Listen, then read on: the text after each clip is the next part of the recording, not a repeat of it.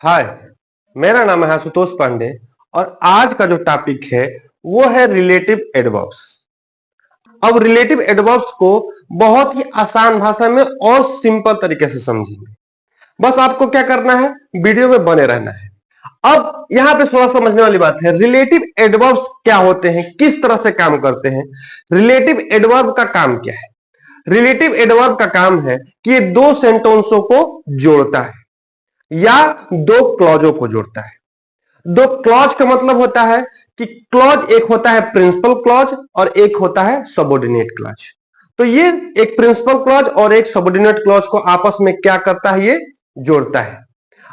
ये जो इसमें शब्द आते हैं, रिलेटिव एडवर्ब्स में जो शब्द आते हैं वो शब्द है वाई।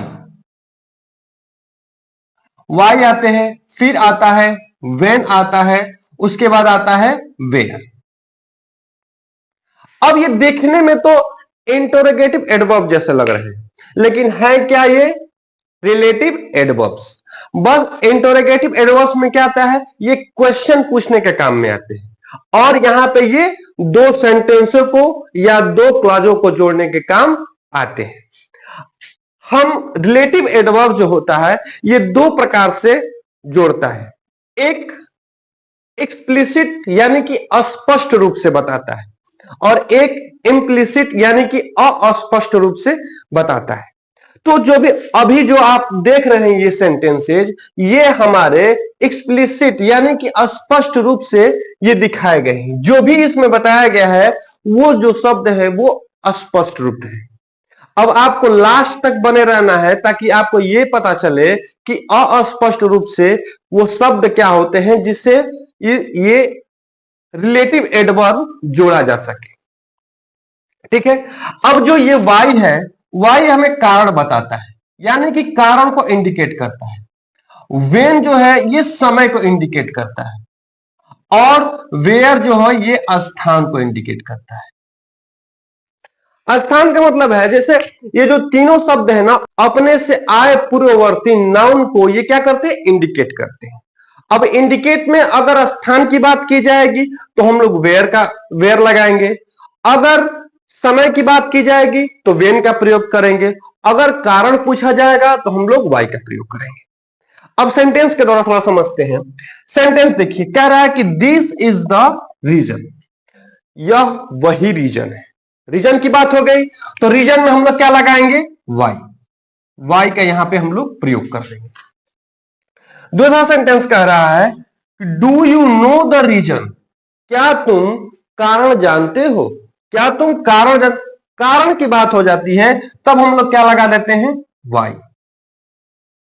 अब देखिए ये जो शब्द है ना, ये शब्द कैसे है, अस्पष्ट है। मुझे दिखाई दे रहा है कि ये रीजन की बात हो रही है तो रीजन में हमें वाई लगा देना है। जो अस्पष्ट होते हैं वो वीडियो के लास्ट में देखिएगा वो शब्द कैसे आते हैं। अगला सेंटेंस देखते हैं, अप्रैल इज द मंथ, अप्रैल वही महीना है। अप्रैल वही मंथ, मंथ यानी कि समय की बात हो रही है ना, मंथ समय की बात हो रही है तो समय में क्या लगता है हमारा, वेन लगता है। समय में क्या लगता है, वेन। वेन लगा दीजिए, वेन लग गया। अगला है आई रिमेंबर द डे, मुझे वह दिन याद है। मुझे वह दिन समय की बात हो रही है ना, मुझे वह दिन याद है, समय की बात हो रही है तो मैं क्या लिखूंगा, वेन का प्रयोग करूंगा। वेन आई मेट हिम, मैं उससे मिला। ठीक है, बात समझ में आ रही है? अगर बात समझ में आ रही है तो आप लाइक करना नहीं भूलिएगा। अगर नए हैं तो सब्सक्राइब जरूर करिएगा और इस वीडियो को शेयर जरूर करिएगा। अगला है हमारा दिस इज द सिटी, यह वही शहर है। दिस इज द सिटी, यह वही शहर है।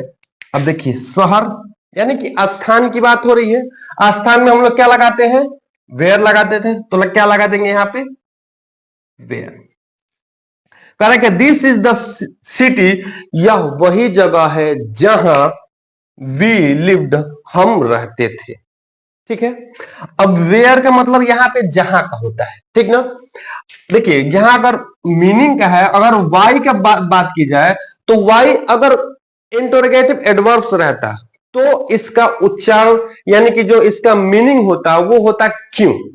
क्या होता? क्यों। अगर वेन की बात की जाए तो इंटरोगेटिव एडवर्ब्स में इसका जो मीनिंग होता वो होता कब। अगर वेयर की बात की जाए तो इंटरोगेटिव एडवर्ब्स में क्या होता है? कहां।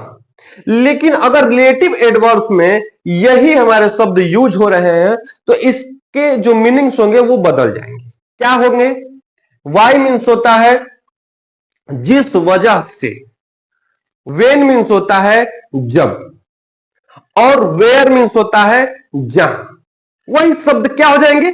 चेंज हो जाएंगे। और चेंज होते हैं तो क्या हो जाता है? ये दो सेंटेंसों को आपस में जोड़ देते हैं। ठीक है, अगला सेंटेंस करते हैं।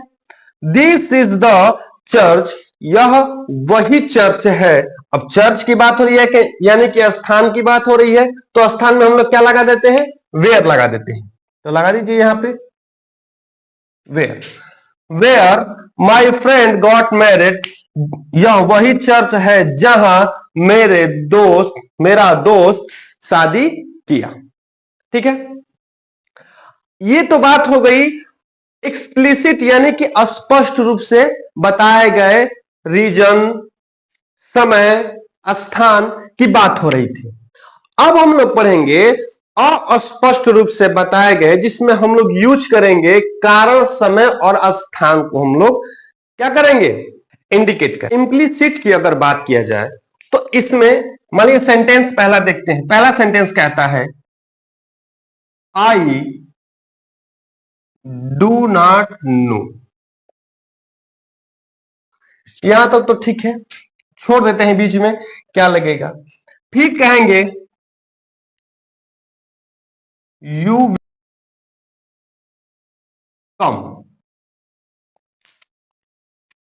अब देखिए, कह रहा कि मैं नहीं जानता, मैं नहीं जानता। आने यानी समय की बात हो रही है तो हम लोग यहां पे क्या लगाएंगे? समय के लिए क्या लगा देंगे? वेन का प्रयोग कर। क्या लगा देंगे यहां पे? वेन लगा देंगे। ठीक है, अगला सेंटेंस कहता है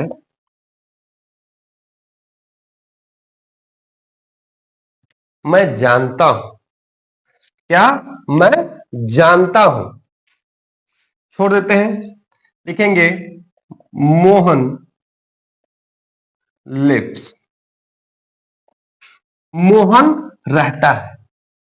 अब मोहन रहता है यानी कि ये किसकी बात हो रही है? स्थान की बात हो रही है। कहीं तो रह रहा होगा ना, तो अगर स्थान की बात हो रही है तो हम लोग क्या लगाएंगे? वेयर का प्रयोग कर देंगे। किसका प्रयोग कर देंगे? वेयर का। कहेंगे कि मैं जानता हूं जहां मोहन रहता है। अब ये दो की बात हो गई, वेन और वेयर की। अब हम लोग बात करेंगे वाई की, यानी कि कारण पूछेगा।